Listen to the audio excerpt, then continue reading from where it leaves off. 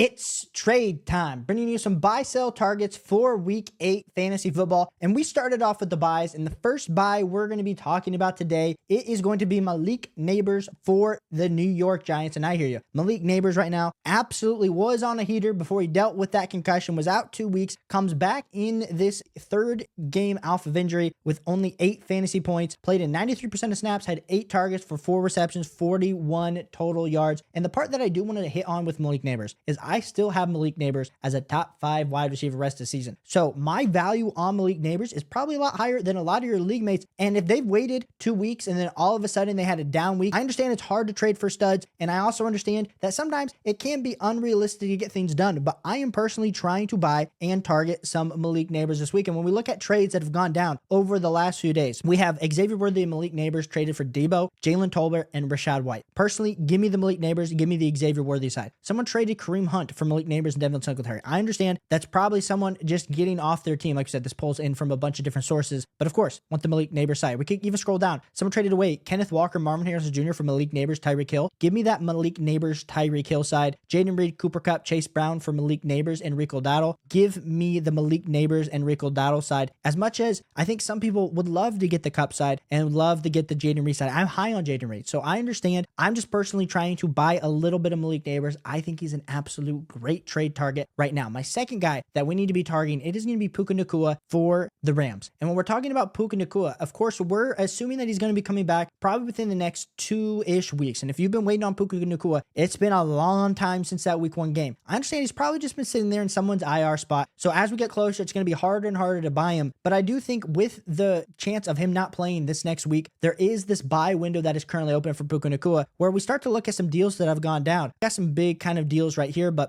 Josh Jacobs and Puka Nacua for Malik Nabers and J.K. Dobbins.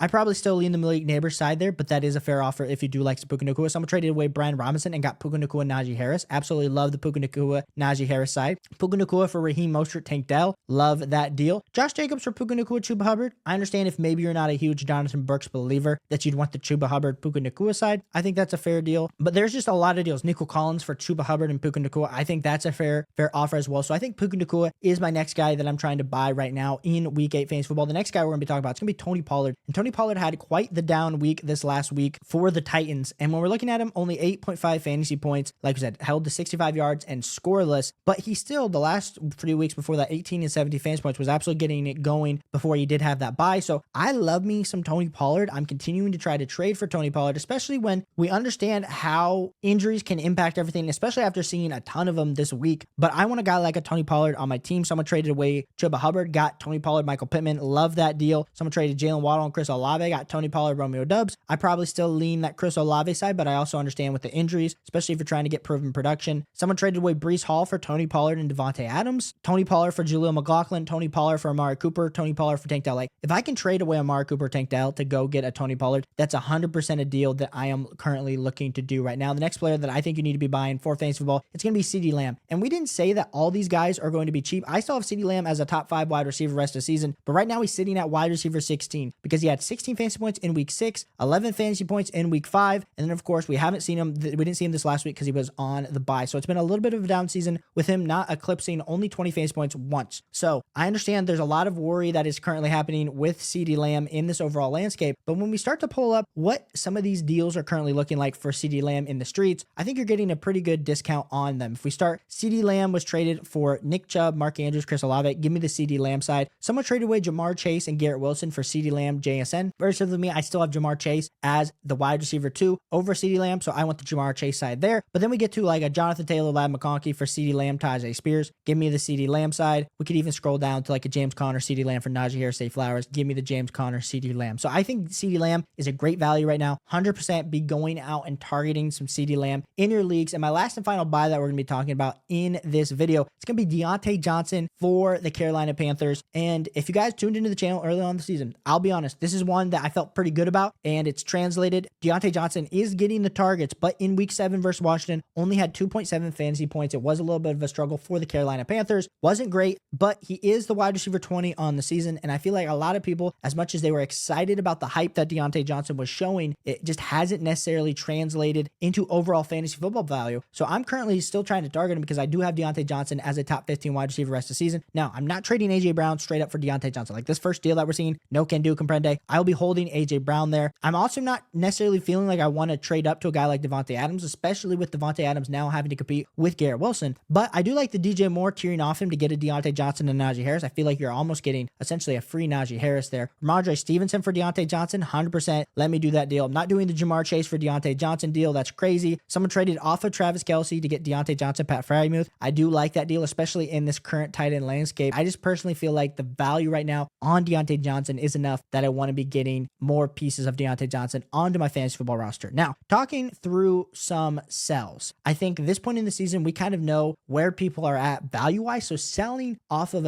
maybe a name or maybe off some production can be hard, especially as we come up on trade deadlines. But the first player I do want to talk about is George Pickens. And I think George Pickens' value was overall dead over the last 3 weeks until he put up this 22-point game with the Russell Wilson assurgence into this offense. Listen, 111 yards and a touchdown, 9 targets for 5 receptions. You're going to say to me, Caleb, George Pickens is back. I think the breakout is here. Why are you trying to sell low on George Pickens? It really comes down to me is that I just don't know how good this offense is going to be with Russell Wilson. It looked like they got their playmakers involved. It looked like, at least for the first week, it was the right decision to go with Russell Wilson over Justin Fields. But when we're starting to look at deals that you can kind of do with George Pickens, would you trade away David Montgomery, George Pickens to go get Tyrone Tracy, Tyreek Hill, Devon Achane? 100%. I would be taking that package on the right. You then talk about, hey, George Pickens, Brian Robinson, Brock Bowers for Breece Hall. I do think you probably do want there. You want the package side over Breece Hall because that is a lot. But someone traded George Pickens straight up for Jamar Chase. Come on, that has to be a gimme. Give me Jamar Chase. George Pickens for Brian Robinson. Give me Brian Robinson. George Pickens and Tank Bigsby for Tyreek Hill. Give me Tyreek Hill. Like, I do think there are some really good deals out there if you are trying to sell George Pickens. And I think now is the time to strike when the iron is hot. The next guy we're going to be talking about, it's going to be Christian Watson for the Green Bay Packers. And I don't know if you can get anything for Christian Watson. I know I put him in this video as a trade candidate. He might be waiver wire bait, honestly, because he did have 15 points in week 6, but only had 1 point in this week 7 game. And this offense for the Green Bay Packers, there are so many mouths to feed, whether it's Tucker Kraft, whether it's Josh Jacobs, whether it's Jaden Reed, Dontavion Wicks, Romeo Doubs. And I just think Christian Watson has kind of put himself into a touchdown or bust type territory when you're looking at deals like, could you trade him away for Christian Kirk? I would like that deal. Or can you add him to something like someone added Christian Watson to Tank Bigsby to go get a Ramondre Stevenson, Dontavion Wicks, Zach Charbonnet. I do like that deal a whole lot. Ladd McConkey, George Kittle, Christian Watson for Cooper Kupp, Trey McBride, 100%. So maybe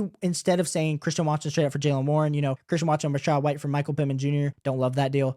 Christian Watson, Devon Achane to get into a Josh Jacobs. Like, I feel like what we're seeing is that you have to use Christian Watson as a filler. Otherwise, he is kind of waiver wire bait at this point. Use that name to your advantage. The next guy we're going to be talking about, it's going to be Patrick Mahomes. And shout out to the Chiefs for the lack of offense that we are seeing from Patrick Mahomes and that ultimate level ceiling of fantasy football points. They are 6-0. So Patrick Mahomes, like I said, it hasn't been great. He's the QB 22 in fantasy football. But if there's someone willing to trade Patrick Mahomes, or if you're willing to trade Patrick Mahomes, and maybe understanding you're not getting an elite level value, like, could you trade Patrick Mahomes to go get a Drake May? Like Patrick Mahomes, Nico Collins, Javonte Williams, Jordan Mason to go get Drake May and Saquon Barkley? 100%. Give me that Drake May and Saquon Barkley side. We got Patrick Mahomes and DK Metcalf for a George Kittle and Amon-Ra St. Brown. Give me George Kittle and Amon-Ra St. Brown. Patrick Mahomes straight up for Drake May. Like, I think that's a conversation that we need to be having, especially with how Drake May has been performing. Amari Cooper and Patrick Mahomes to get to a Jalen Hurts. Patrick Mahomes for Devontae Smith. Like, those are the deals that I'm currently doing and trying to do for Patrick Mahomes because I understand he's a great name value. It has been absolutely incredible what Patrick Mahomes has been able to do in his career. I argue that if Patrick Mahomes continues this, he is going to be the GOAT. But just because he's the GOAT of actually being a quarterback does not mean he's going to be the GOAT of fantasy football. Now, the next guy we're going to be talking about in the same breath is going to be Travis Kelce. And Travis Kelce right now, he's a tight end 15, and the same struggles that Patrick Mahomes is having in the passing game is also affecting a guy like Travis Kelce. This last week only had 5 fantasy points. He's the tight end 15 on the season. So when we start to see like, hey, I still have him as a top 5 tight end rest of the season, but when we're looking at deals like Travis Kelce for Sam Laporta to Jalen Waddle, feels like you're probably getting a free Jalen Waddle. Give me the Sam Laporta to Jalen Waddle side. Travis Kelce, we talked about this in the Diontae Johnson trade. Travis Kelce for Diontae Johnson, Pat Freiermuth. Give me that side. Travis Kelce and Chase Brown for Kyle Pitts and Chuba Hubbard. Give me the Kyle Pitts, Chuba Hubbard side. We got Travis Kelce traded for his teammate Xavier Worthy straight up. Travis Kelce, James Conner for David Njoku and Aaron Jones.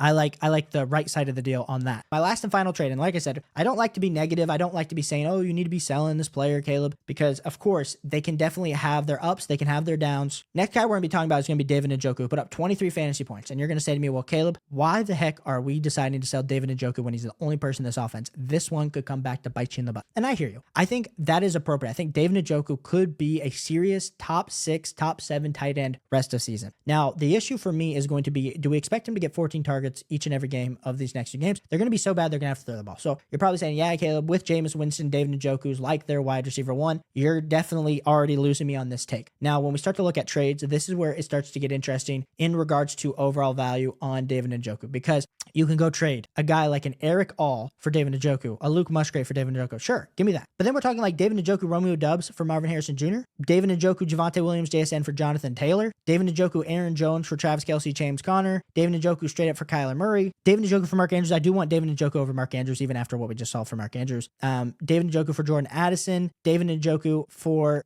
James Conner, straight up. Like, there are deals happening out there. We'll have to see over the next few days if more David Njoku deals get done. But I do think David Njoku, you need to explore your options, especially after this huge week game. So if you like fantasy football, if you like winning, hit that like and subscribe button. On the way to 4,000 subscribers, we'll be streaming on Wednesday, Friday night this week. So make sure you guys come with your start sit questions, helping you win your week 8 matchup. If you haven't checked out these 2 videos, check out these 2 videos, and I'll catch you on the next one. Peace.